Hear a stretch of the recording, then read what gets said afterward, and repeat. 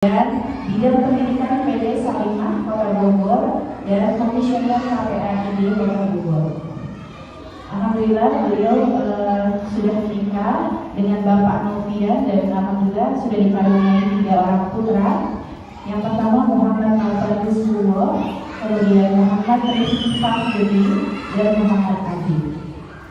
Untuk nomor handphonenya 0812 580 5505. Baik, itu tadi biodata singkat ya tentang materi kita hari ini. Untuk selanjutnya silakan ayah bunda dipersiapkan, mungkin ada alat tulisnya atau misalnya yang terpenting sih konsentrasinya ya, fokusnya dan keaktifannya selama materi nanti disampaikan. Ada tanya jawab, silakan. Baik, langsung saja saya serahkan acara selanjutnya, yaitu materi tentang lika-liku pengasuhan anak usia sekolah level 1 sampai 3. Pada Bu Wiwi, saya persilahkan.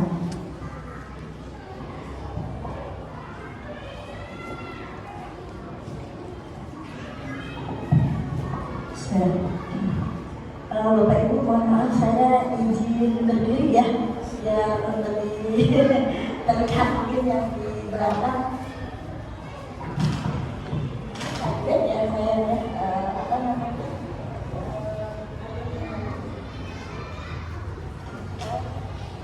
nih mas, saya nggak bisa jalan bersama.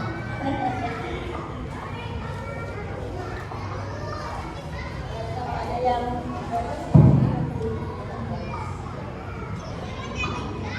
sambil menunggu Bapak Ibu mohon izin. Bismillahirrahmanirrahim. Assalamualaikum warahmatullahi wabarakatuh. Kabar Bapak Ibu? Sehat semuanya? Alhamdulillah, senang sekali saya dapat bersilaturahmi bertemu dengan Bapak Ibu sekalian. Ada forum meeting saya.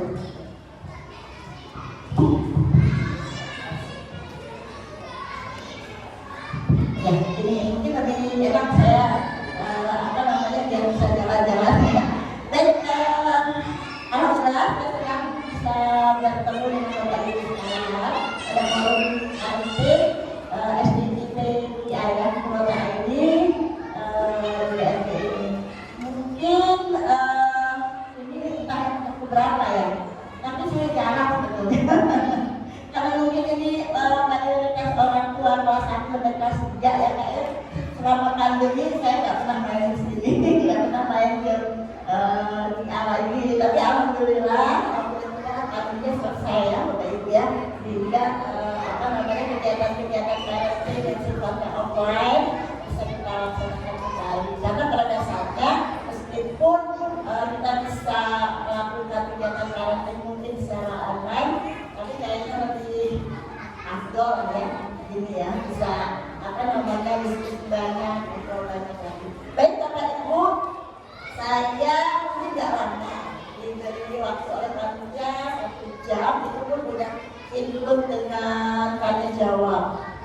Jadi kayaknya saya nggak akan banyak memaparkan, karena pada dasarnya apa yang diminta oleh panitia kaitan dengan materi yang akan disampaikan hari ini itu boleh saya bilang bukan itu lebih banyak teori, lebih banyak teori. Ini juga nanti materi yang saya akan sampaikan juga banyak teorinya sebetulnya. Nanti bisa dibaca, akan saya berikan ke panitia karena nanti bisa di-share di grup, mungkin ada grupnya ya Bu ya, bisa dibaca kembali.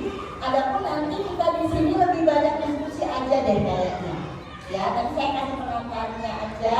Nanti kita lebih banyak ngobrol-ngobrol aja lah ya Bapak Ibu ya, berkaitan dengan apa namanya pengasuhan anak. Mungkin di antara kita yang ada di sini, mungkin saya paling tua ya. Jadi mungkin dari sisi pengalamannya, mungkin kita yang paling tua, meskipun bukan berarti apa namanya saya yang paling tua juga. Ini akan berbagi terus terang, saya juga masih belajar sampai hari ini. Ya, jadi mungkin kenalan sedikit. Saya punya anak 3 Bapak Ibu. Tadi dari kenalkan ya, anak saya itu cowok semua. Mungkin Bapak Ibu yang punya anak cowok sama cewek bisa ngerasain bedanya ngasuh anak mau tanya dulu yang coba siapa? Ibu-ibu? Ya, itu yang dibuka. Coba ibu ceritakan perbedaan ngasuh anak cowok sama cewek kira-kira gimana? Pesan-pesannya. Kesan-kesannya alhamdulillah lebih kali dan ramai. Ya gimana Bu ramenya Bu? Banyak pengalaman anak cewek. Sebetulnya kalau saya melihat benang merahnya sifatnya hampir sama, punya kemauan keras dua-duanya. Yang dua, yang putri yang pertama yang laki-laki yang kedua. Dan saya lihat yang perbedaannya memang kalau yang perempuan agak sedikit lebih kalem, meskipun kata teman-teman sekolahnya dia paling ramai gitu, maksudnya aktif gitu. Tapi kalau dibanding adiknya ya adiknya lebih aktif lagi, lebih wow. Tapi kalau kita segala keinginan atau segala macamnya terasa sama. Ibu Sekarang saya mau nanya bapak-bapak yang di sini. Bapak-bapak yang punya putra putri? Putra putri? Oh, ini teman saya juga. Ini Pak pengalamannya berbagi ya antara perbedaan laki-laki dan perempuan. Assalamualaikum warahmatullahi wabarakatuh. Ya, alhamdulillah kami dikaruniai 4 orang putri dan 1 orang putra. Yang putra itu nomor 1. Sekarang sudah nomor 1 MPS. Lagi ada-adanya perempuan. Memang setiap anak itu unik dan masing-masing punya karakter. Ada persamaan tapi lebih banyak perbedaannya yang saya lihat. Dan terutama saya paling concern soal belajarnya. Yang laki-laki, anak pertama itu belajar tuh harus ditemani dulu, harus diingatkan, harus sering dipantau. Nah, adanya yang nomor 2 ini sudah bisa mandiri dan inisiatif sendiri. Kalau mau ujian besok, ujian malam atau makan siangnya sudah mempersiapkan segala sesuatunya dengan sendiri tanpa disuruh. Wah, aku besok ujian belajar. Seperti itu kurang lebih, dan memang ramai. Karena teman-teman anak perempuan yang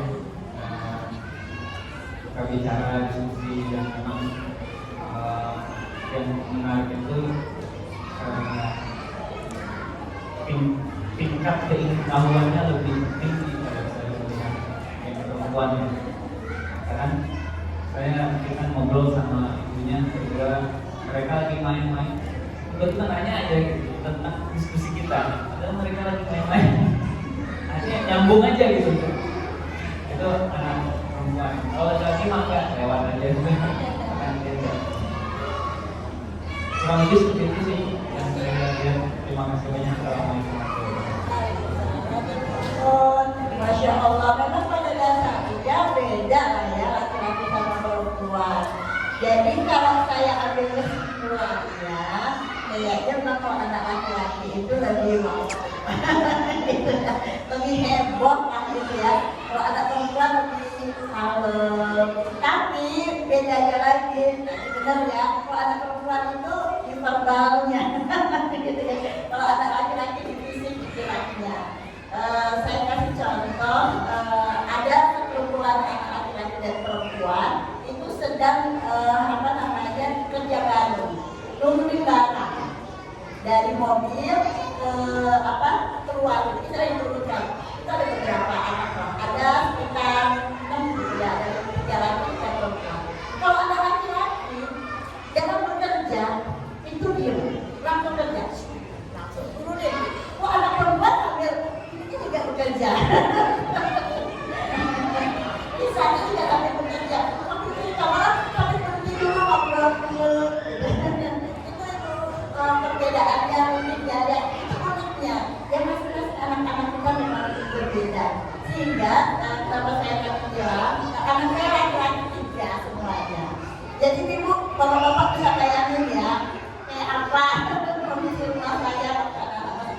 kecil. Jadi sangat heboh dan luar biasa. Terutama dalam hal kita gerak fisiknya ya.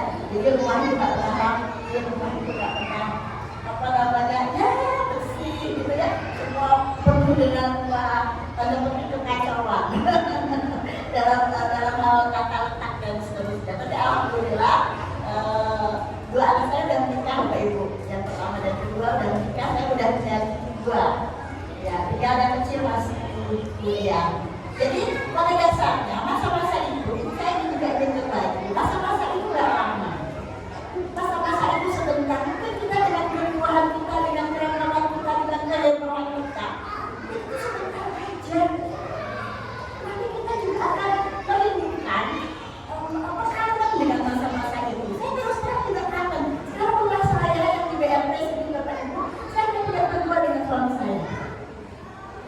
Anak saya itu di Padang, anak nomor 2 di Bandung, yang nomor 3 juga di Bandung. Jadi saya tinggal berdua sama suami saya. Jadi cengang, cenguk. Jadi apa ya? Ada rasa seperti itu betul. Nanti Bapak Ibu tidak pasti akan merasa. Ya, tapi intinya bagaimana mari kita nikmati saat ini. Ya, mari kita nikmati kehebohan kita, keriuhan kita, kerepotan kita. Dan itu adalah sesuatu yang kalau kita mengenang kembali kayak saya, Ibu, itu kayaknya kayak nggak bisa diulang ya, masa-masa itu nggak bisa diulang. Ada kerinduan, ada ingin apa namanya, bahkan mungkin bisa jadi kita punya kesalahan dulu dalam pengasuhan ya, berkaitan dengan perilaku kita. Kayak ingin memperbaiki dan seterusnya. Ya. Tapi Bapak Ibu sekarang perkembangan parenting dan apa namanya anaknya kegiatan-kegiatan parenting itu juga masya Allah, subhanallah, luar biasa. Berkembang di mana-mana sehingga kesempatan kita untuk belajar sebagai orang tua juga bisa orang tua. Saya appreciate kegiatan Bapak Ibu hari ini di sini sebagai orang tua. Ini kayaknya tetap masih didominasi mama ya. Apa namanya bapak-bapaknya lebih sedikit meskipun tetap alhamdulillah dan ibadah. Jadi saya juga ingin berbagi cerita tentang bagaimana peran ayah dan ibu bisa bersama-sama memberikan pengasuhan buat putra-putri kita.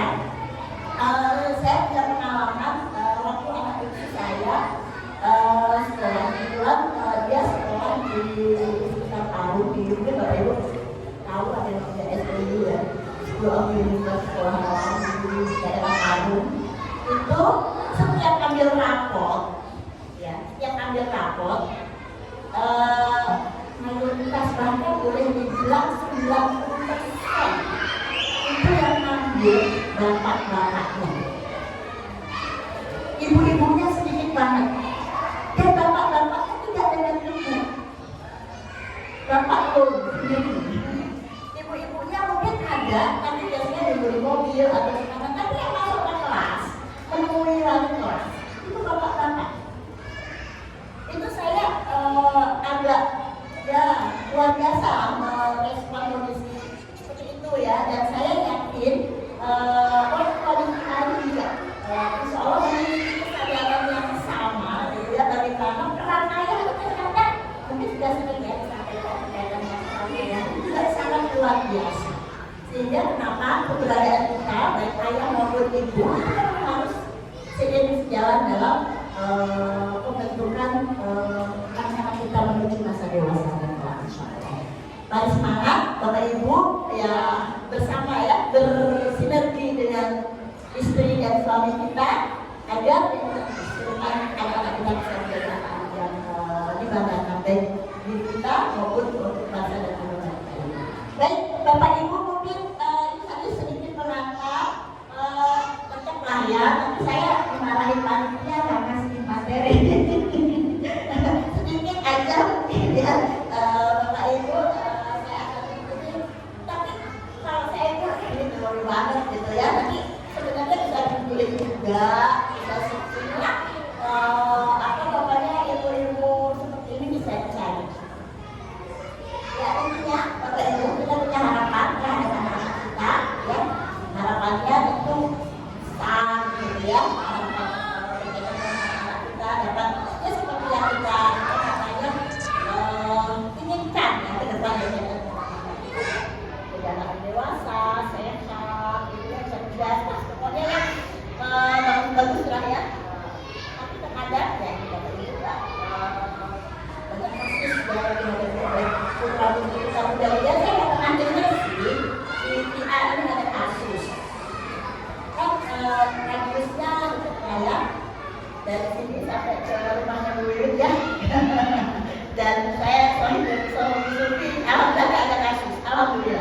saya ajukan jempol ya, bagaimana mudah-mudahan sekolah ini bisa apa ya, menolak asal bukan berarti tidak ada masalah, ya. Tapi tidak ada kasus, tidak ya masalah kasus gitu ya. Kasus yang banyak terjadi. Kebetulan saya amanah terakhir yang diberikan kepada saya komisioner KPAI di Kota Bogor. Waktu itu bangga kalau ada kasus-kasus sudah tidak ya. Tapi mungkin kalau menemukan hal-hal yang mungkin terasa perlu untuk dikomunikasikan, didiskusikan, silakan hubungi saya. Kalau Kota Bogor yang lagi banyak sekarang kalau anak-anak remaja ya, anak itu kan sampai usia 14 tahun ya, kalau dari undang-undangnya itu tawuran. Terus kalau di sekolah-sekolah bully juga paling banyak. Itu nggak usah anak remaja, anak-anak sekolah dasar bully itu apa sangat marah. Kemarin saya dapat informasi kasus-kasus yang masuk ke kami itu berkaitan tentang bagaimana pasca pandemi. Jadi dia pasca pandemi itu anak-anak yang tadinya di rumah terus kemudian keluar dari rumahnya, pandemi selesai, ibaratnya gitu ya, dan kembali ke sekolah, itu tingkah perilaku, aktivitasnya itu juga subhanallah. Nah, jadi pihak sekolah baru kepala. Kemarin ada informasi, ya sekolah nyalahin orang tua. Kan ini 2 tahun ya semua orang tua. 2 tahun bersama orang tua selama masa pandemi, bukan yang kami. Kenapa ini perilaku anak-anak sekolah? Saya belum punya kasusnya. Ya tadi ya Bu ya, aman ya? Aman. Karena ya itu tadi, ternyata ketika anak-anak kembali ke sekolah pasca pandemi, itu seperti kalau boleh saya bilang kayak semacam euforia ya. Kebahagiaan yang begitu meluas, kembali ke sekolah, bertemu teman-temannya, bahkan lupa dengan mungkin beberapa poin-poin yang harusnya mereka jaga. Akhirnya ya bullying itu kembali menjadi PR di sekolah. Ya akhirnya ya sekolah di rumah emaknya ngapain, bapaknya ngapain, anak ngapain jadi kayak ini modelnya gitu. Ya ini yang apa namanya jadi PR berkaitan dengan bullying. Ya kalau penyakit narkoba ini juga sebenarnya kayak kecanduan gadget ini juga tidak usah anak remaja, anak-anak balita kita itu juga kalau kita identifikasi menjadi kondisi mereka, Bapak Ibu ketika nih kan kita sukanya aman aja, enak aja ya gadget itu kan paling ratusan ribu kita udah bisa beli ya kalau ada buat channel YouTube atau TikTok misalnya seperti itu bisa lah ya, dan kita cenderung cari aman. Apalagi ketika masa pandemi kemarin ya, udah hasil gadget atau udah gitu. Saya paling banyak melihat pasangan suami istri, ayah ibu, misalnya pergi ke apa namanya ke rumah makan atau jajan di warung dia bersama keluarga dan anak-anaknya. Mereka kadang juga pengen enak aja, pengen nyaman aja. Mereka makan biar nggak terganggu anak-anaknya, pasang HP, lihat YouTube, lihat ya, anteng emaknya bapaknya makan bakso dengan santai. Nah, banyak sekali saya perhatikan. Pokoknya apa ya, menjadi solusi awal untuk anak heboh. Nah, gadget. Nah, akhirnya apa? Ya ini tadi Bapak Ibu. Anak-anak sangat kecanduan, jadi kecanduan juga kita bisa lihat ini belum sampai ke edit ya, belum sampai ke edit apa namanya, tapi lebih ke apa ya, misalnya ketika diminta, ketika nggak lain lagi sudah sangat histeris gitu ya, sudah tantrum dan seterusnya. Akhirnya ini juga bisa mengindikasi anak-anak kita ini lagi kecanduan gadget juga. Kita sering dibahas ya tentang gadget. Lanjut, ya. Jadi bagaimana Bapak Ibu agar tadi ya ini kan kontra ya antara harapan dan kondisi kasus-kasus yang terjadi ya.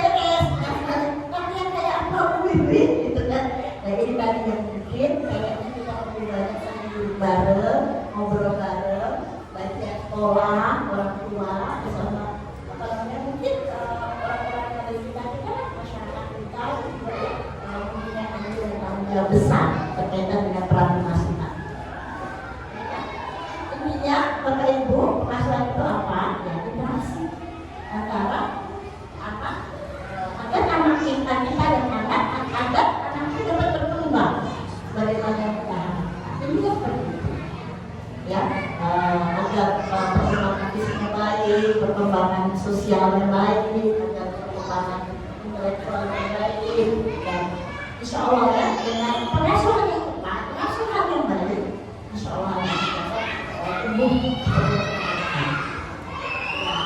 Jadi ini ya Bapak Ibu yang saya bilang mulai dari sini, mulai slide di sini ke belakang itu teori. Ya, jadi nanti mangga lah ya bisa apa namanya dibaca kembali, di apa namanya dipelajari kembali ya. Jadi apa saja yang kita perhatikan dalam kasmat, ya, nah itu teorinya. Ya, ininya Bapak Ibu, ya, saya cepetin aja ya. Saya mungkin 15 menit aja deh kita diskusi ya. Perhatikan pertama tadi sudah disampaikan ya, bagaimana bahwa setiap anak itu memiliki pribadi yang unik. Nah, anak kita ini beda-beda, laki-laki beda, perempuan beda, bahkan yang lahir dari satu rahim, yang lahir dari bapak yang sama, bahkan dididik dengan cara yang sama, tapi kenapa rasanya beda ya Bu ya? Kok beda ya? Anak saya yang satu begini, anak saya yang satu lagi begini, kenapa ya? Nah, ini nanti kita lihat, itu banyak faktor yang melatar belakangi kenapa anak-anak kita ini beda-beda. Tidak hanya tadi ya, kaitannya dengan jenis kelamin. Ya, itu yang pertama. Yang kedua, yang harus perkembangan usia anaknya. Ini yang diminta oleh panitia hari ini. Melihat apa namanya sesuai dengan usia perkembangannya level 1 sampai 3, kelas 1 sampai 3. Yang diminta itu usia 6 sampai 9 tahun. Ya, biasanya sekarang kan berdasarkan ini harus usia 7 ya. Kalau dilihat berapa Bu? Masih 6. Oh, di atas 7 ya? Atau yang 6 ya? Bisa ya? 7. Kalau setengah bisa, nego-nego. Ya, ya, tapi pada dasarnya Ibu Bapak, kita nggak bisa pakai juga. Laki-laki anak harus 7 tahun, harus murid, harus nggak bisa juga. Kan ini setiap anak kita kan beda, setiap anak kita kan unik, ya tidak bisa generalisasi gitu ya kondisinya. Ya karena itu sampai perkembangan berdasarkan usia itu hanya sebatas sebagai guidance, sebagai panduan untuk kita bisa kayaknya anakku ini normal nggak ya? Ada gitu sih. Ini sesuai tahapan perkembangannya nggak ya? Usia segini itu memang dia benar ya bisa ngomong ya? Atau belum bisa ngomong, normal ya? Itu hanya sebagai guidance, ya, hanya sebagai panduan. Selebihnya ada anak yang masih berkaki-kaki macam-macam. Ya, sehingga kita juga tidak bisa menggeneralisasi. Karena itu banyak sekali kita suka bilang ada anak pintar, ada anak gak pintar. Padahal setiap anak itu dengan potensinya. Setiap anak dengan kelebihannya. Jadi tidak ada anak yang hebat, tidak ada anak yang gak hebat. Karena itu saya sangat sepakat ya, sekarang tidak ada lagi kelas-kelas favorit ya. Dulu kan kalau masuk SMP SMP 1 gitu kan. Kalau udah masuk SMP 1 kan. Kalau udah masuk SMA 1 udah pokoknya hebat deh. Pokoknya anak cuma pintar aja deh.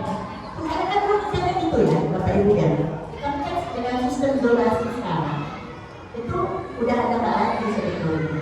Semua anak sekolah itu tidak bisa. Hanya nantinya anak yang pintar-pintar secara intelektualnya aja. Gitu ya. Jadi mudah-mudahan nggak ada yang difavorit, nggak favorit. Favoritnya itu lihat dari bagaimana kita lihat di sistemnya.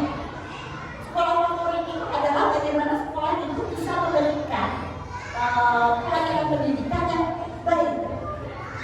Itu favorit, kalau versi saya ya. Bukan dari wah pintar-pintar. Terus juga ketika sekolah itu bisa lulusin anaknya dan semua masuk ITB, semua masuk UI, masuk ITB, negeri-negeri itu kan sangat banyak di Amerika paling hebat-hebat. Padahal enggak Bapak. Jadi kalau anak kita nggak masuk ITB, nggak masuk ITB, nggak masuk UI, apa-apa. Terus kan kalau maksud saya nggak mau masuk negeri, nggak mau masuk kuliah di negeri. Itu sampai saya dorong-dorong, ayolah deh, apa daftar negeri, nggak mau. Dia jujur nggak mau masuk negeri. Jadi ya, karena dia itu tadi apa namanya, anak punya potensinya. Mungkin nanti udah pernah belum ini Bu ada pembekalan tentang multiple intelligence, bahwa kecerdasan anak itu berbeda-beda dan macam-macam. Mungkin ada bapak ibu yang memang jiwanya lebih intelijennya kuat di seni. Jadi seniman, bukan berarti guru. Gitu kan? Jadi yang hebat bukan mesti anak teknik, anak IPA juga. Intinya gitu kan? Karena ada anak IPA, anak teknik, anak yang sos, anak bahasa itu sekian deh. Karena lihat ya, mungkin kalau kita nanti belajar multiple intelligence, bahwa di masing-masing kita itu ada kecerdasan yang berbeda. Mungkin ada memang yang senang lebih ke alam, gitu. Tetapi kecerdasannya di potensi di alam. Gitu ya, mungkin ada yang di matematik, mungkin ada yang di logika, di sosial. Ya matematikanya nggak bagus, sosial karena istilahnya IPA-nya nggak bagus. Tapi mungkin dia lebih sosial, ya, lebih aware, lebih humanis. Tapi mungkin ada anak-anak yang cerdas secara intelektual, matematikanya hebat, IPA-nya hebat, fisika hebat, kimia hebat, tetapi mungkin nilai-nilai sosialnya rendah, nggak bisa gaul sama orang dan gampang baperan kayak gitu ya. Karena masing-masing dari anak-anak kita ya, sehingga inilah ibu ketika ya ibaratnya kita diamanahin anak-anak yang terima anak-anak dalam potensinya. Tinggal bagaimana kita mengembangkan ininya itu, bagaimana kita mengembangkan potensi yang sudah Allah berikan kepada diri dia dapat optimal tumbuh. Oke kan? Ya, kalau perkembangan kemudian nantinya orang tua dapat mengembangkan ruang asuh secara dinamisnya. Jadi ruang asuhnya ada secara teori juga. Nanti maka ya kita bisa baca lagi coba menerapkan dalam kehidupan sehari-hari bersama keluarga kita. Nah, ini kalau yang tadi ya, Bapak Ibu saya aja kalau kita tidak ya, apa yang beda? Kemampuannya, kebutuhannya, kesenangan, bahkan kebutuhan. Ya, kalau itu dia punya kemampuannya, hobi juga beda-beda, gitu ya. Terus terang anak khusus saya anak seni, makanya itu biasanya sama saya bilang dia nggak mau masuk negeri. Dia sekarang lebih banyak menulis di bagian fotografi. Kamu memang kesana larinya, jadi ya, bagaimana kita apa namanya arahkan sesuai yang kaidah-kaidahnya yang akan boleh contohnya ya anggapan kita ini. Terus yang satu itu anak sosial banget, anak politik banget. Ya, jadi yang beda ya, Bapak ya. Jadi ya itu ya lah gitu ya. Tidak mesti kalau bapaknya dokter, ibunya dokter, anak-anak juga enggak gitu. Bapak ibunya insinyur, anak itu kan tidak cuma. Ya, meskipun ada nanti genetisnya kadang-kadang juga kadang muncul itu benar. Ya, tapi tidak mesti harus seperti itu. Oke, ya ini ya kemampuan, kebutuhan, kesenangan itu juga nanti ya ibu, bapak-bapak bisa mengidentifikasi anak-anak kita. Mesti mudah lah ya. Ini sebenarnya apa sih anak ini, gunanya apa sih, hobinya apa sih, kebutuhannya apa sih. Kadang masing-masing anak ada yang punya kebutuhan yang mungkin bisa mendengarkan. Tapi ada anak yang tidak begitu senang diinput urusan pribadinya misalnya. Masing-masing anak kita masing-masing. Ya, dengan berikan nama, kita mengenali, menghargai, kemudian menerimanya lagi. Terima mereka dengan segala kekurangan dan kelebihan serta potensinya. Berikutnya.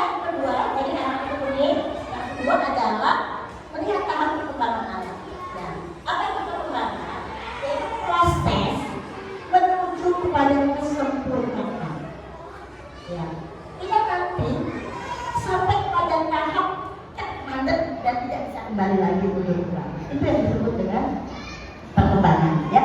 Dalam arti perkembangan itu tadi juga ada teori lain Bapak Ibu ya. Karena itu menggola bisa di apa namanya di bahwa perkembangan proses yang kekal menuju ke satu arah tidak menunjuk.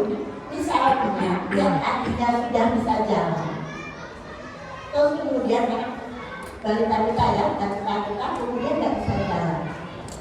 Nggak mungkin dia jadi nggak bisa jalan kecuali ada kondisi-kondisi misalnya sakit, pada itu beda. Tetapi jalan mundur, tidak mundur, tidak mungkin mundur kecuali kondisi-kondisi tertentu.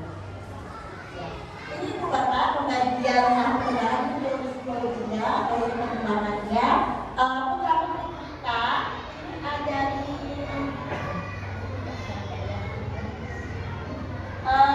empat ya, masa anak-anak akhir di 4, 1, 2, 3, 4 masa anak-anak akhir usia 6 sampai 13 tahun itu masa usia SD ya. Dan di sini di A dibagi jadi 2 ya, betul ya. Ini lebih ke yang nggak rame ya. Kalau kita nanti lebih fokus kan, mungkin apa namanya pembahasannya. Ini ya di apa 4 ya, di poin 4 ya, baru nanti ini setiap level ini ada teorinya. Kalau kita mau belajar Bapak Ibu apa kita juga pernah ngasih tentang psikologi dewasa, psikologi lansia, itu masing-masing ada teorinya. Jadi juga bahwa perkembangan itu dipengaruhi oleh 2, pertumbuhan dan kematangan. Tumbuh itu berarti ke atas, perkembangan itu yang sifatnya kualitatif, ya, kualitas, ya. Jadi tidak tumbuh, dan kematangan itu dipengaruhi oleh 2, yaitu pertumbuhan dan perkembangan. Ini monggo nanti agak ribet kali ya. Intinya bagaimana perkembangan itu memang tidak bisa berdiri dengan sendiri. Jadi kayak gitu. Dia dipengaruhi dengan pertumbuhan dan kematangan. Ya, Bapak Ibu saya sepakat aja. Next, sudah saja. Nah, ada pun perkembangan. Kenapa kok ada anak-anak beda-beda ya?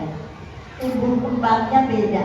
Ada yang cepat, ada yang lambat, bahkan ibu bapaknya sama, ngasuhnya sama, kasih makan sama, porsinya sama.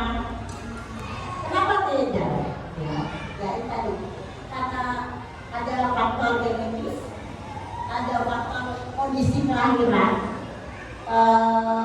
Di sekolah-sekolah tertentu, orang kalau itu ketika baru tahun pertama biasanya masuk kelas 1 ya, itu biasanya dikasih form kronologis kelahiran. Ada ya? Dikasih ya, misalnya kelahiran normal, berat badan berapa, panjang badan berapa, gitu ya. Terus dalam kondisi apa saja. Itu apa? Itu untuk melihat nantinya sekolah penting untuk tadi. Apakah nanti ada kondisi-kondisi yang mempengaruhi perkembangannya? Apakah ada hambatan? Karena anak yang lahir sesar sama anak yang lahir normal, Bapak Ibu, beda. Ya, ada nih, punten.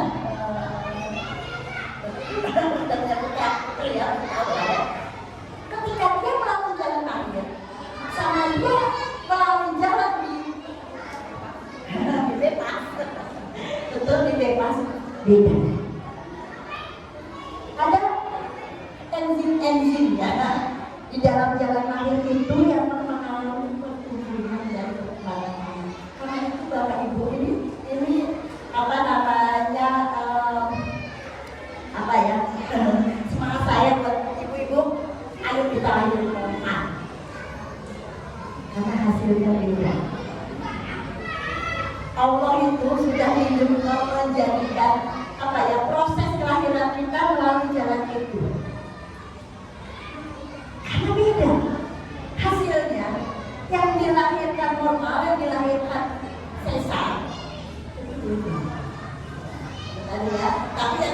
bapak itu tok banyak faktor yang lain. Umumnya sama aja gitu. Nah, tapi maksudnya ada kondisi-kondisi itu yang sebetulnya ayo mulai normal ya. Jangan sampai normal sakit susah aja. Ya, kalau saya sih motivasi itu kalau mungkin normal. Nah, itu kenapa dokter tidak gitu ya? Karena memang ada kondisi-kondisi. Ya, jadi kondisi kelahiran itu juga sangat mempengaruhi. Terus tepat waktu, ya maksudnya nggak prematur, gitu ya. Pas pada bulannya, nggak lebih nggak kurang, terus juga badan cukup, ya gizi cukup dan seterusnya. Itu juga mempengaruhi Bapak Ibu, sehingga kenapa ada kampanye apa ya, bapak siaga itu, ayah siaga itu. Karena ini kita ingin punya anak-anak yang potensinya tidak ada orang lahir aja dia bulit sendirinya, ya bahkan perawatan sebelum dilahirkan.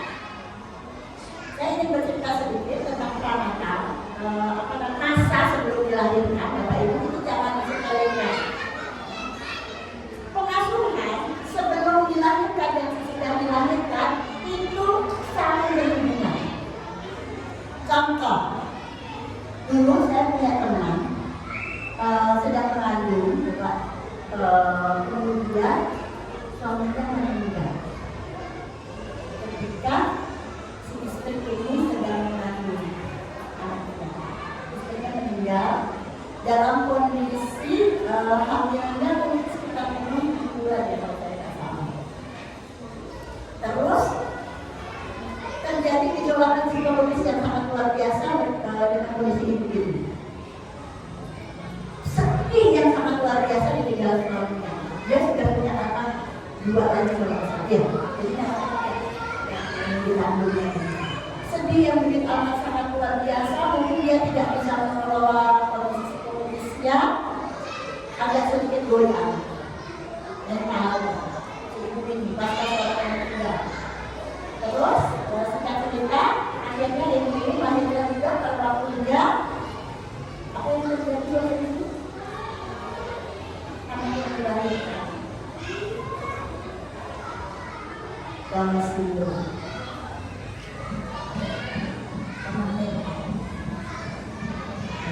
Jadi kondisi psikologis ibu kalau hamil jangan suka baper. Kalau lagi hamil jangan suka sedih. Ya, karena itu berpengaruh dengan kondisi psikologis kita. Kalau kita gembira, kita happy, anak itu akan dilahirkan, anak akan dikeluarkan nanti, itu juga akan sehat. Ibu mungkin punya pengalaman pribadi kalinya, itu kalau enggak. Saya terus terang ya. Jadi di saat kondisi kita kayak apa ibu hamil dan dilahirkan, itulah kondisi kita. Begitu juga dalam kondisi ayah. Itu jadi rada ekstrim, asal itu nggak apa-apa ya. Ayah udah macam-macam, kalau itu yang jadi apa? Jadi gitu. Karena kalau kita ingin punya anak-anak yang berkualitas, kalau benar-benar ada, sambungannya ada koneksi apa ya, batin anak dengan semuanya. Apalagi kalau sering dirusak-rusak ya, terus saya meskipun dalam hal dan apa dan juga anak-anak yang sering dilakukan ngobrol beda dibanding jadi sebenarnya saat ini tidak sudah ada ya, dan kondisi di lapangan juga real nyata seperti itu, sehingga apa tadi kondisi kelahiran, kondisi keluarga itu juga kita mengenai perhatian dia seperti itu ya. Kemudian faktor lingkungan juga, kemudian faktor belajar pada akhirnya kemudian perkembangannya belajar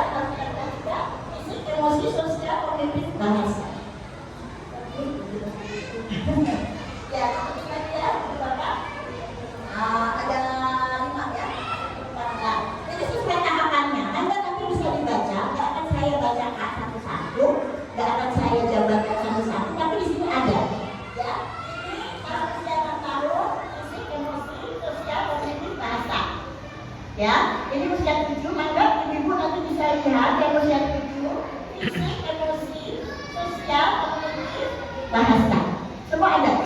Ya, ini yang usia 8, fisik, emosi, sosial, kognitif, bahasa. Ada.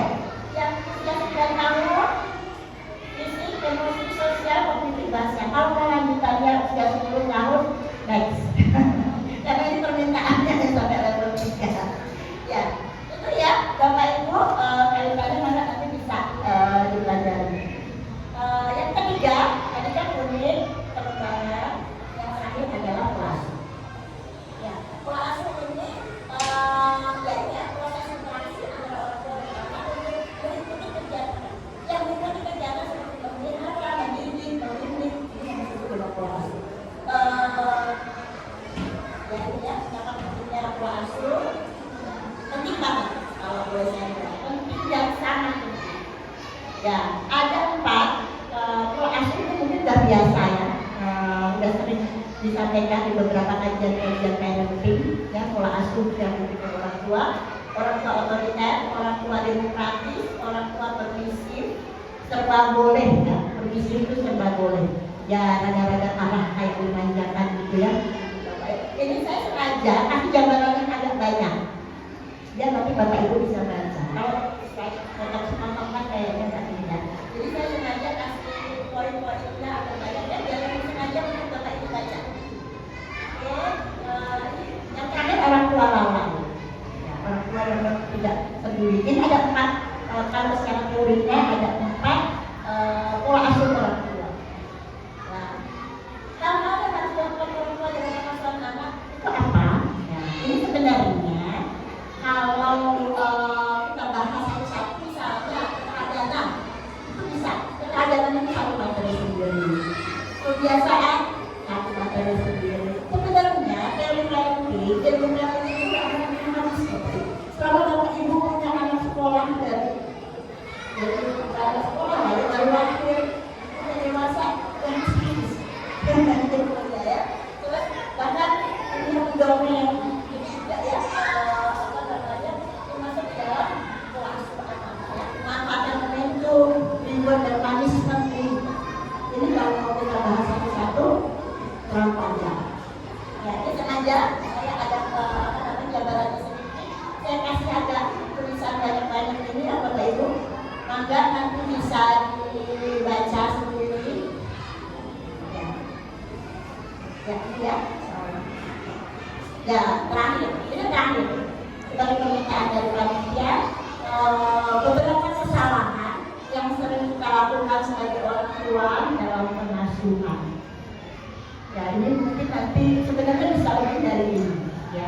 Tapi ini yang paling banyak atau sering terjadi, ya, tidak memberikan teladan. Kita nggak boleh anak kita main gadget, tapi kita main gadget terus, ya. Dulu anak sholat, tapi kita belum segera sholat, ya.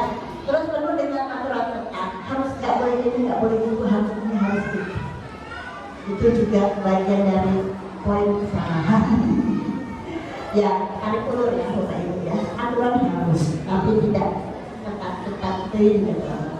Ya, terus membanyak anak dengan harapan tinggi, target tinggi. Kamu harus kalau dulu zaman kita ada ranking ya, sekarang tidak ada. Pokoknya kamu harus ranking 1 dan seterusnya. Ya. Kemudian kurang pengawasan. Biasanya ini orang tua yang hari rawat masa bodoh. Kemudian tidak konsisten. Apa yang diucapkan besok begini, tidak lagi besok begini.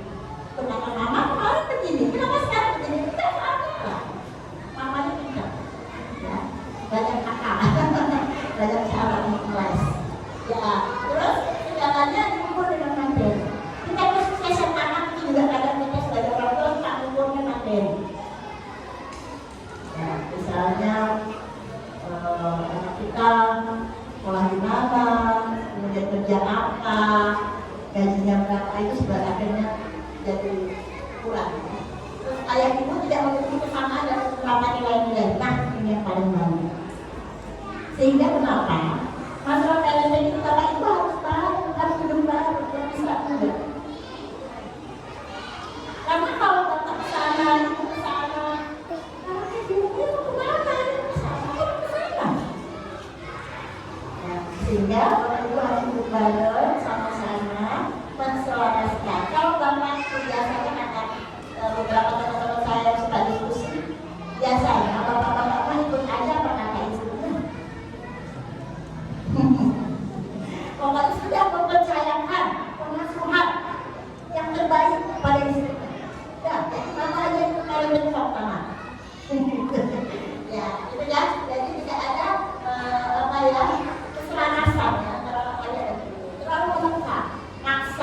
rendah, ya.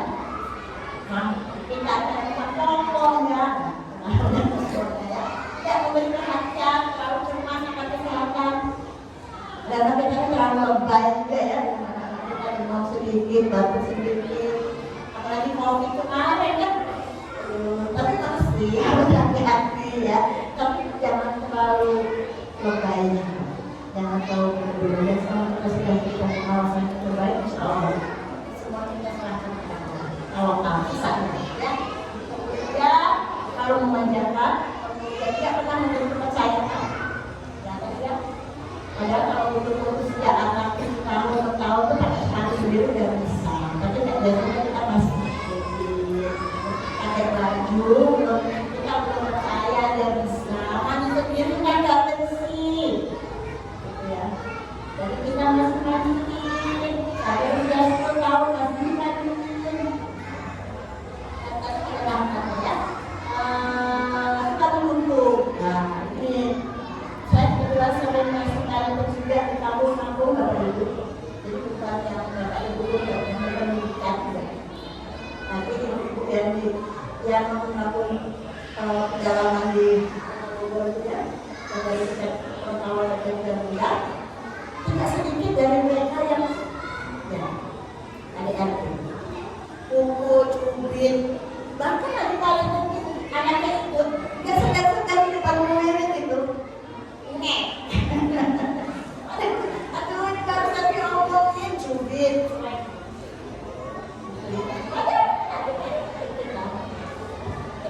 pemahamannya dia tadi masih jadi PR berat ya, apa namanya di masyarakat kita.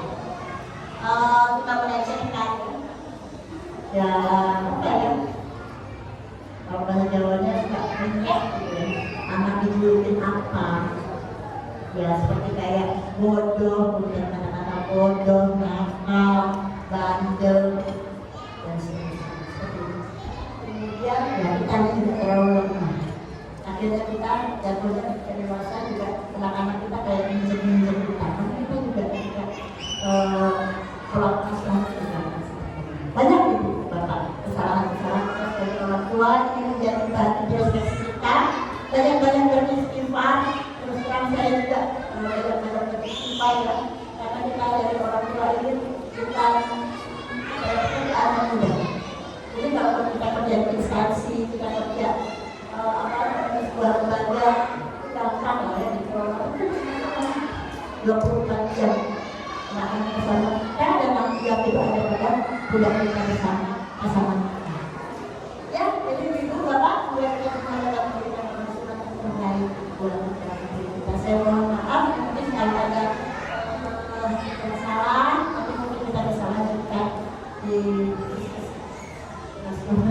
saya mohon maaf. Assalamualaikum warahmatullahi wabarakatuh.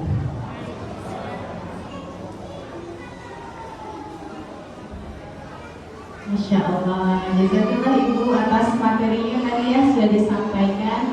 Ini tadi di slide terakhir saya jadi agak tercengang gitu ya, kesalahan saya yang mana ini banyak ya. Masya Allah, terutama untuk yang konsisten itu ya.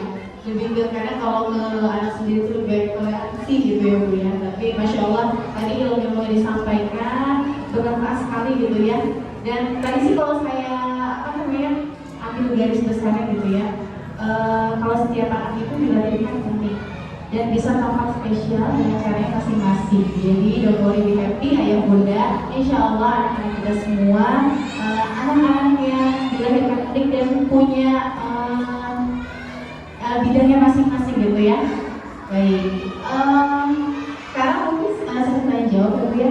Maka bagi ayah bunda mungkin ada pertanyaan atau mau sharing terkait materi hari ini, dipersilakan. Ada waktu 15 menit ke depan ya Bu ya. Silakan dari ayah atau bunda yang ingin bertanya. Oke, di belakang ada bundanya, kemudian ada lagi para ayah. Oke, satu lagi mungkin. Oke, sudah 3 ya. Maka mungkin boleh agak maju ke depan.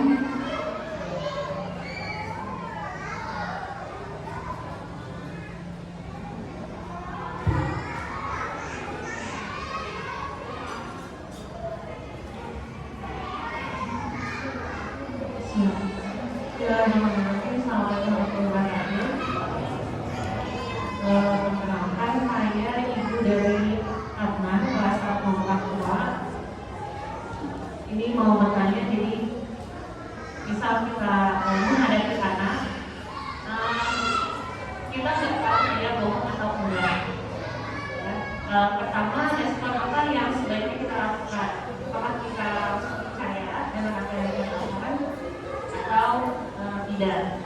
Atau kondisi kedua, kita tahu dia berbohong dan dia kekeh dengan apa yang disampaikan. Nah, respon dari kita sebagai orang tua seperti apa? Kira-kira gitu. Kemudian yang kedua, ibu, kalau misalnya anak kelas 1 SD itu sudah ada istilah suka dengan lawan jenis, itu kita menyikapinya gimana? Kira-kira begitu. Terima kasih. Wassalamualaikum warahmatullahi wabarakatuh. Oke, baik. Terima kasih Bunda Ana atas pertanyaannya. Mau langsung jawab atau dulu?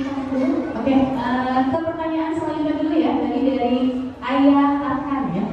Silakan Ayah.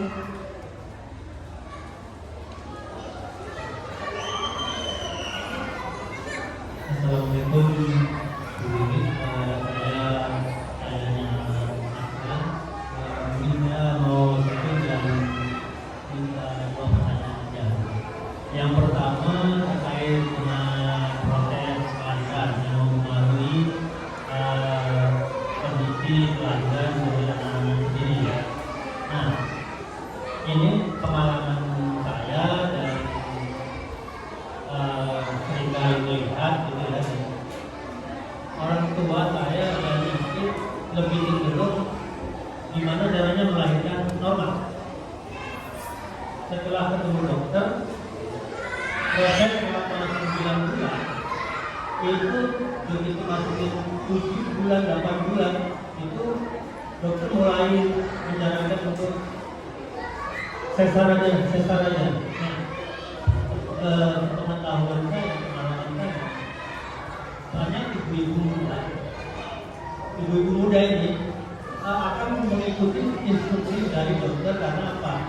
Oh iya, sesar itu terbaik lah, cepatlah, enaklah, enak rasa.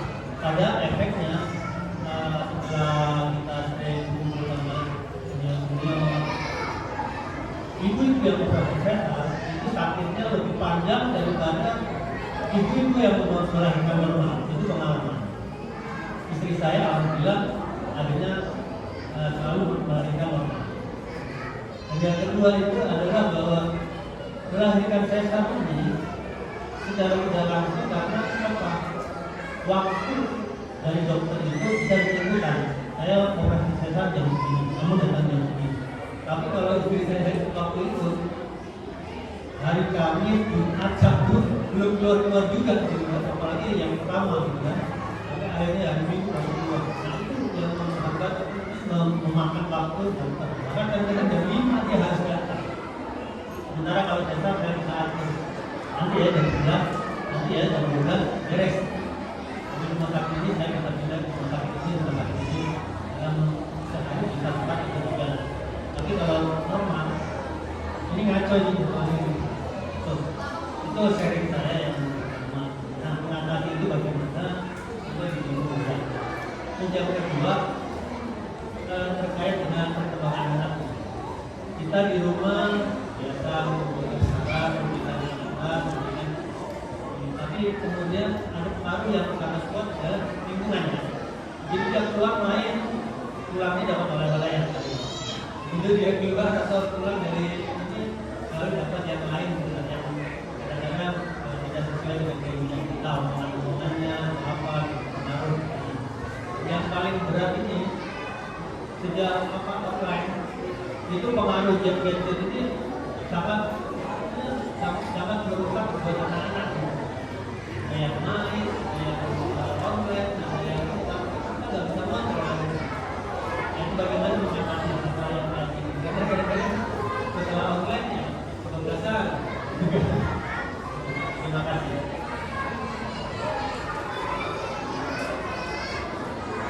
Baik, terima kasih Ayah. Pertanyaannya tadi 2 sudah 4 ya. Oke, satu lagi silakan Bunda.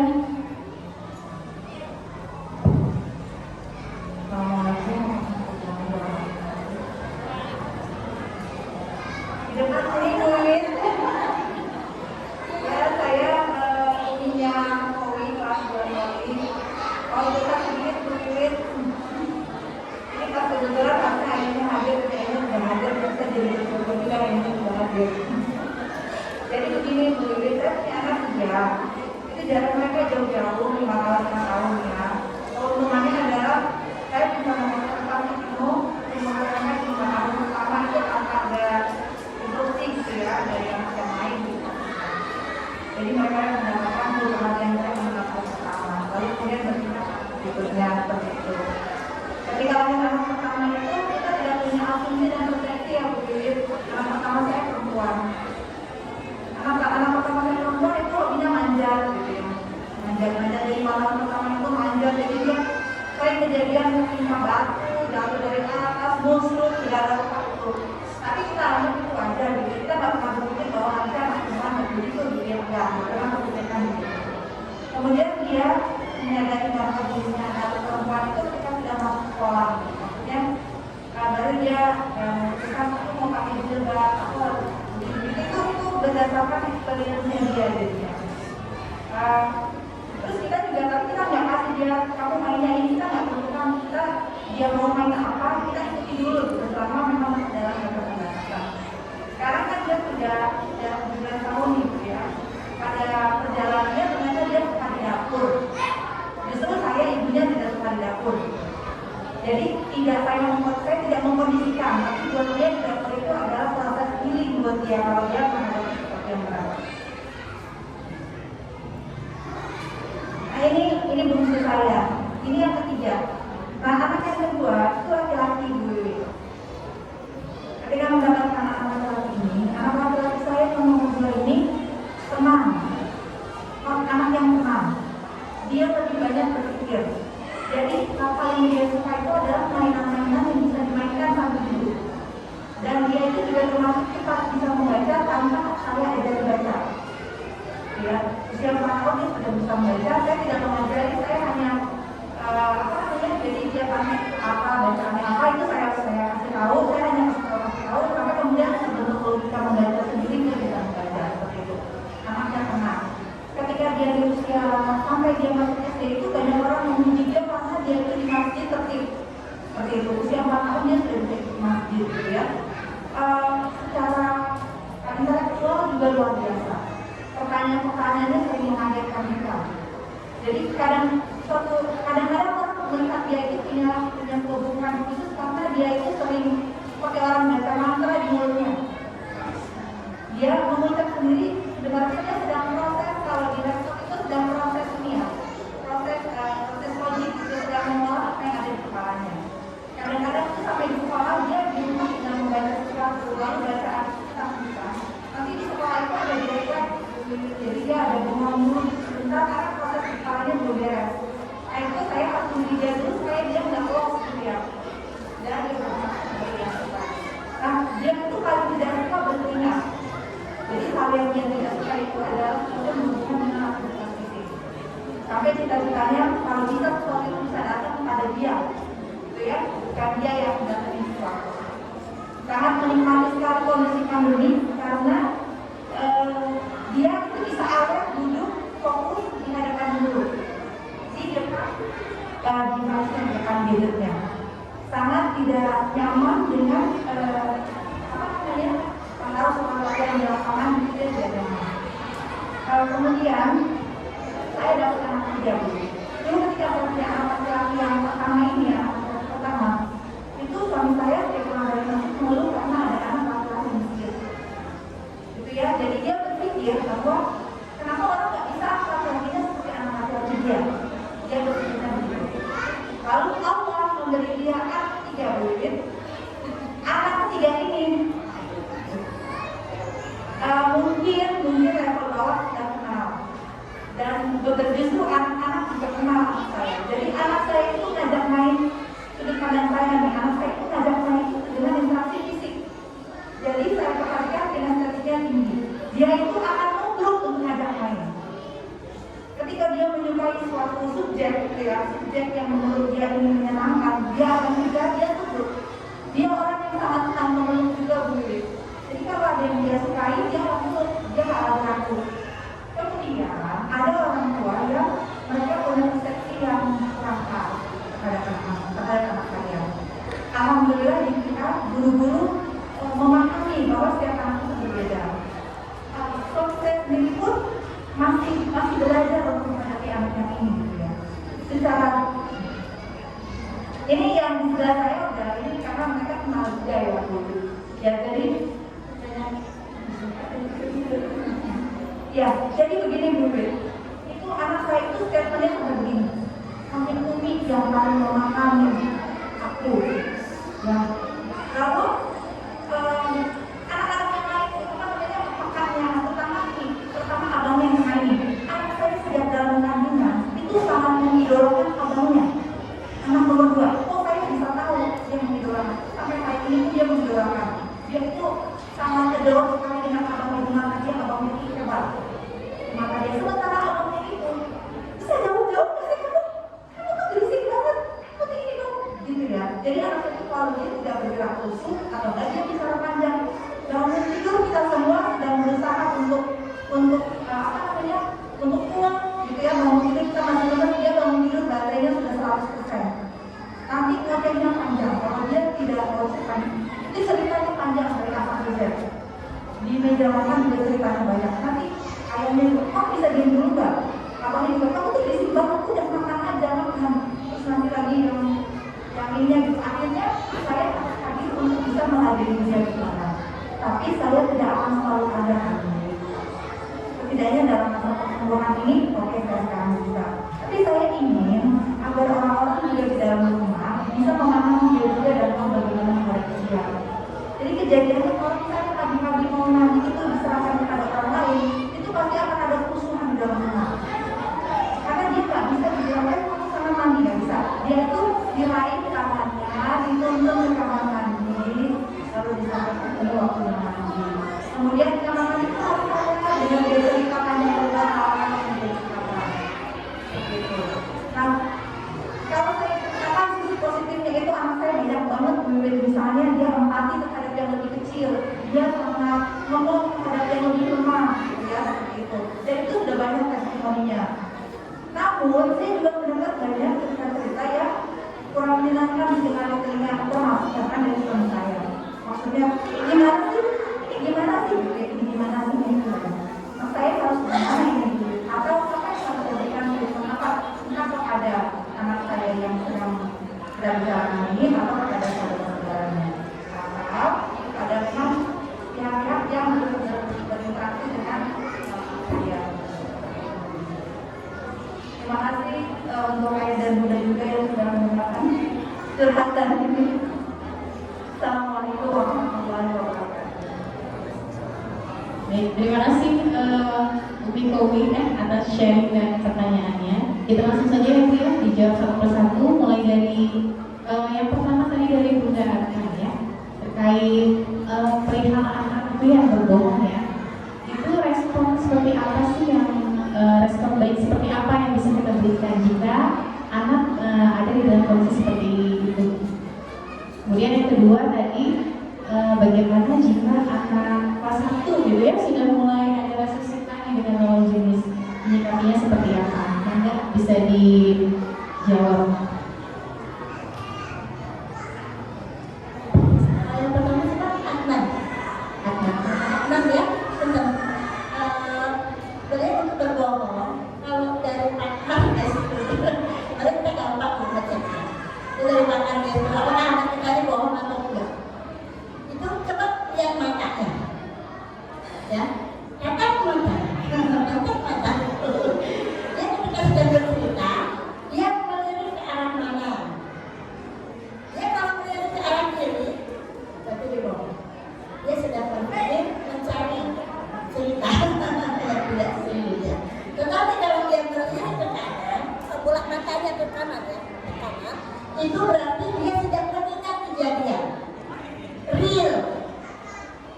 Ya, jadi Bapak Ibu, ini kalau dari Pak Andes itu teorinya, kalau kita ingin tahu apakah anak kita bohong atau enggak, duduk bareng, coba dilihat matanya sambil dilihat, biarkan dia bercerita.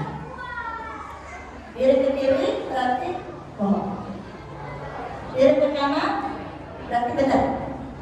Ya, kiri itu berarti dia sedang berfantasi, mencari cerita. Ya, diri kanan dia sedang mengingat kejadian. Ya, tapi kita tidak bisa serta-merta ketika diri ke kiri, kamu bohong ya? Gak bisa gitu ya. Ya, tetap hargai dia. Nanti dia malah tidak akan pernah percaya sama kita dan tidak mau bercerita lagi. Dia bohong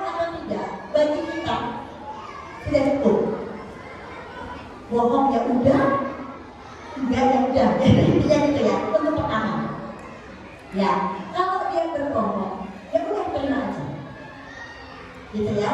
Oh iya, oh udah, benar ya, misalnya benar ya dia, kamu begitu ya, dia mau dia cerita, dia gitu, sudah, gitu ya. Kalau dia berbohong, kapan-kapan, nah, di saat kemudian lagi kondisi-kondisi yang nyaman, yang enak, mungkin ibu bisa ngobrol-ngobrol, bercerita tentang kisah tentang berbohong tidak berbohong, kayak gitu ya. Itu, tapi di kondisi yang lain, ya, kalau berbohong itu bisa coba cerita. Dan tadi ada pola asuh dengan mendongeng, cerita, dongengnya, gitu ya. Karena jadi efektif, sangat efektif mendongeng itu. Ya, jadi itu Bu, ya, kalau dia nggak berbohong, alhamdulillah, ya, berarti dia jujur. Tapi kalau dia berbohong, bisa jadi coba juga cari tahu kenapa dia berbohong. Mungkin dia takut atau nggak enak. Coba cari tahu kenapa dia berbohong. Mungkin takut nanti dimarahin, misalnya. Macam-macam. Coba karena itu dalam kondisi seperti ini kita sebagai orang tua memang harus cermat dan harus hati-hati. Gak masalah itu anak-anak biasanya anak-anak kecil kita itu memang suka berfantasi satu sisi. Asal dia tahu pada saat dia harus berbohong, pada saat dia tidak berbohong. Ya, itu ya polanya ya seperti itu. Terus yang kedua, kalau ini perempuan ya Bu. Oh laki-laki. Ya, sebenarnya banyak faktor ya. Anak-anak itu suka dengan lawan jenisnya karena mungkin kondisi lingkungan atau hal-hal yang pernah dia lihat misalnya, atau dari tontonan juga bisa, gitu ya. Jadi macam-macam ya. Tapi kita tidak bisa menjas kondisi anak-anak kita. Yang terpenting diarahkan dalam arti suka dengan lawan jenis itu citra. Daripada suka dengan sejenis. Juga kita suka dalam arti citra. Ya, citra hanya perlu diarahkan di saat-saat yang tepat. Mungkin kalau satu mungkin dia suka, kenapa kamu suka? Coba tanya. Kenapa kamu suka? Karena dia baik Pak. Oh baik. Karena dia baik sama aku, suka kasih aku kue, bisa. Coba ditanya, sukanya yang seperti apa? Itu ya. Jadi bisa jadi sukanya bukan ada petik seperti jatuh cinta. Bisa jadi apa? Ya, seperti itu. Jadi alamiah aja Bu, hadapi anak-anak kita dengan dinamikanya asik sebenarnya dengan anak-anak yang asik dengan segala macam. Akhirnya kita sendiri juga perlu apa ya? Jadi pintar, ya. Dan kita harus belajar dengan mereka, dengan anak-anak. Oke ya, itu tadi yang Bu, yang saya ya. Kemudian pelayanan betul ya Pak? Ya, tentang sesar, betul Pak. Saya sepakat banget gitu. Memang sebaiknya kalau memang tidak ada masalah apa-apa, memang normal. Kecuali memang ada yang bisa menemukan apa namanya normal atau sesar dengan dokter, ya, ahli medis. Misalnya kalau misalnya kita beli kan kudu normal, tapi kita nggak mungkin normal bisa dipaksakan dulu. Nanti kalau kejadian apa-apa, itu kemudian yang bisa. Jadi dalam arti kalau tidak memungkinkan dengan sesar dan jadi merasa, jadi rumah tahannya betul kadang-kadang nih apa ya pilihan-pilihan yang mungkin kalau tidak ada kondisi yang bermasalah memang sebaiknya normal. Tapi tadi ya kata Bapak ya bagaimana kalau di rumah sakit tadi ya ada dokter yang kalau sesar itu kan tidak bisa ditentukan. Tapi sebenarnya itu juga dikembalikan oleh kita sih. nggak ada Pak, ini orang semuanya bagus, kondisinya bagus, nggak ada masalah apa-apa. Jadi saya ngomong selalu akan disupport biasanya, ya akan disupport untuk corona. Adapun nanti misalnya tidak dengan dokter ini, kalau kita bisa dengan dokter A, ada kita juga tidak tetap dengan dokter itu. Kalau memang sudah saatnya lahiran, karena ini pengalaman menantu saya sudah gitu Pak. Jadi dalam arti dia dengan dokter A misalnya ya, tapi ternyata dia lahirnya itu subuh ya, jam jam 4 lah, 4 gitu. Dokternya nggak ada. Akhirnya dia lahir dengan kita di rumah saya. Karena apa? Karena dia orangnya apa istilah nggak ada masalah apa-apa kan, rekodnya nggak ada, medical recordnya ada. Dan siapa yang akan melahirkan, yang membantu proses persalinan juga dengan siapapun sebenarnya tidak jadi masalah, tidak harus dengan dokter itu. Dan saya pikir di rumah sakit tidak akan tahu tentang itu, kecuali harus kita juga harus dengan dokter itu. Misalnya, kita juga nggak kaku dengan si dokter A ya, dengan siapapun selama prosesnya normal dan kondisinya baik-baik saja, kita siap. Dan kita juga punya kepercayaan pada siapa aja, dengan dokter siapa aja, dengan para medis siapa aja untuk bisa membantu proses persalinan. Mungkin itu ya Pak, yang tidak jadi masalah. Kemudian berkaitan dengan perkembangan anak tadi ya, lingkungan betul, itu memang kadang gini Pak, kita kadang udah repot, jadinya masuk di rumah, bla bla bla bla, tapi di luaran sana dulu kontaminasinya begitu, polusinya begitu apa sangat dahsyat, itu betul. Tapi sekali lagi mungkin apa ya, kondisian lingkungan itu mungkin juga bisa kita lakukan. Saya kasih contoh sederhana. Kalau kita mungkin memungkinkan untuk punya lingkungan yang baik untuk perkembangan anak kita bisa pilih. Contoh sederhana, lingkungan sekolah, lingkungan rumah, gitu, dan orang-orang yang ada di sekitar. Saya kasih contoh sederhana kaitannya sama dulu saya waktu anak-anak itu saya punya baru pakai Bapak Ibu. Rumah saya itu Kalimantan, jadi agak kayak hutan gitu ya. Jadi kayak hutan, pas dari pohon-pohon rindang. Dari pohon-pohon rindang, kebetulan anak saya itu kamarnya di depan. Anak saya cowok yang dua itu di depan. Terus banyak ya anak-anak muda ya, pasangan-pasangan itu suka datang ke area dekat rumah saya itu. Dia nongkrong di depan dan rumah saya depan itu hutan. Banyak pohon-pohon tinggi. Nongkrong di situ.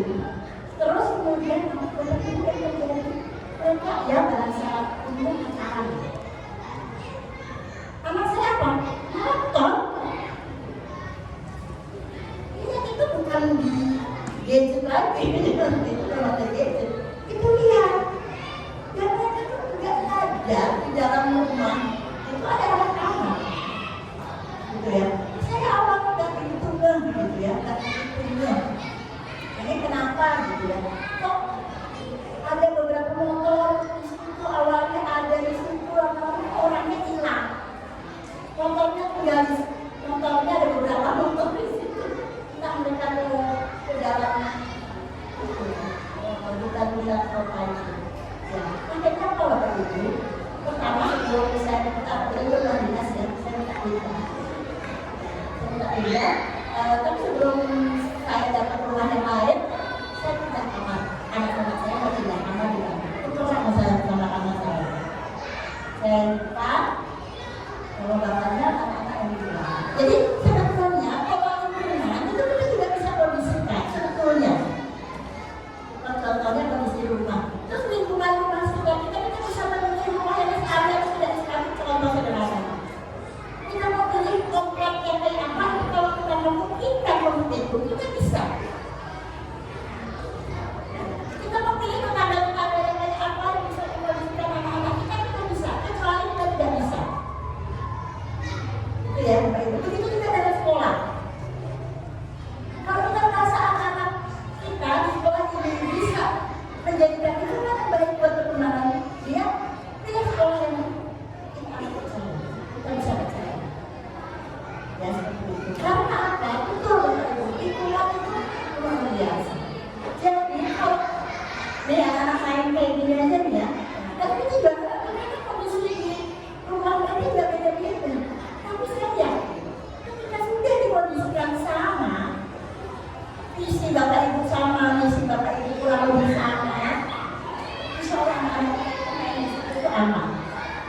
insya Allah. Ya, jadi saya tidak mungkin tidak mengabaikan orang tua itu memang sangat dahsyat. Ya, sehingga kita juga bisa mulai kontrol siapa anak-anak kita, dia main sama siapa, pergaulannya bagaimana. Sekali lagi, pola-pola itu bakal. Ya, karena kadang-kadang kalau mungkin guru sudah kamu punya rumah di sini, kondisi lingkungannya kayak gini gitu, harusnya pindah. Ya, pola-pola itu yang kita bisa bersama ART, guru kita, atau bagaimana mengelola itu. Karena sama masyarakat juga punya tanggung jawab berkaitan dengan perkembangan perilaku ini. Jadi istilahnya anakku juga. Ya, jadi pengasuhan itu tidak hanya sebatas orang tua, guru di sekolah, lingkungan dan masyarakat juga punya andil. Ya, kita seperti itu. Maka nanti bisa bersama-sama ya dengan pihak yang memungkinkan untuk kita bisa mengelola lingkungan kita. Baik, yang berikutnya dari guru. Kita bekerja pada pertanyaan. Iya, ya itu ya anak-anaknya tidak-tidak. Masya Allah, luar biasa. Jadi begitu setelah ibu katakan memang ketika kita mengadu pun itu juga akhirnya memberikan kondisi yang akhirnya berbeda juga. Mungkin itu bisa ya meskipun kita sendiri ada oh iya itu waktu aku ambil dia aku begini atau ini bapaknya lagi begini saja itu akhirnya ngaruh juga dengan kondisi anak-anak ya. Jadi dalam arti seperti tadi ya contoh anak-anak laki-laki itu kalau menurut saya nggak tadi kalau dibilang nggak mesti juga dia harus melakukan pekerjaan laki-laki seluruhnya. Misalnya kalau laki-laki kemudian nggak boleh masak misalnya ya nggak jadi masalah gitu ya, karena yang ada kita malah laki ya, malah yang kan laki-laki ya. Kalau kemudian tadi ada anak tomboy ya, ada tomboy ya yang pertama ya, kemudian sudah bisa melakukan aktivitas rumah tangga yang saya masak subhanallah, masya Allah gitu ya, bisa inilah ya. Terus kemudian juga yang kecil ya tadi ya, itu tadi sekali lagi Bapak Ibu berkaitan dengan kondisi anak-anak kita yang begini, yang begitu. Kalau saya lebih bagaimana ini tadi ya, tadi itu maaf banget. Kalau saya bilang, bantu semua lakukan misalnya nih, misalnya ada anak siapa nih nanti, sudah sebetulnya anaknya itu misalnya ya, ibu yang kepala aja begitu.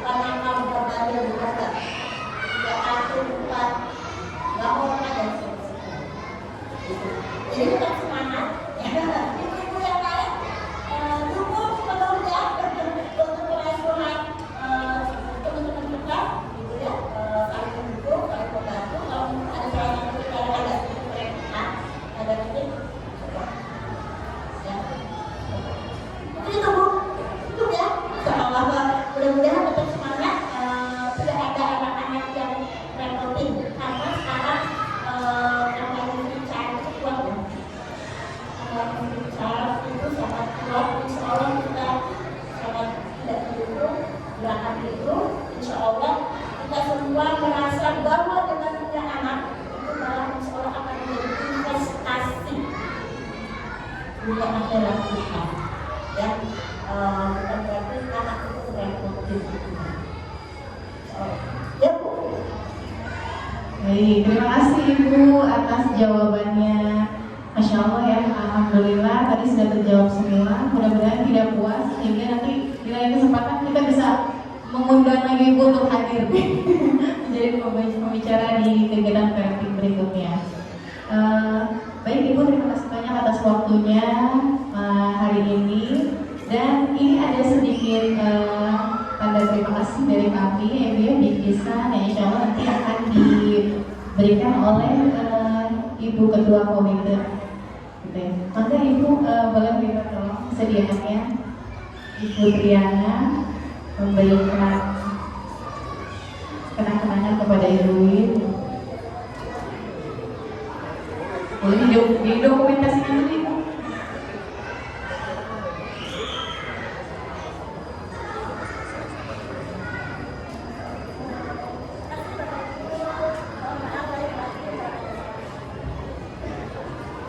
Baik, Alhamdulillah materi hari ini sudah selesai dipaparkan oleh Ibu Wiwi. Selanjutnya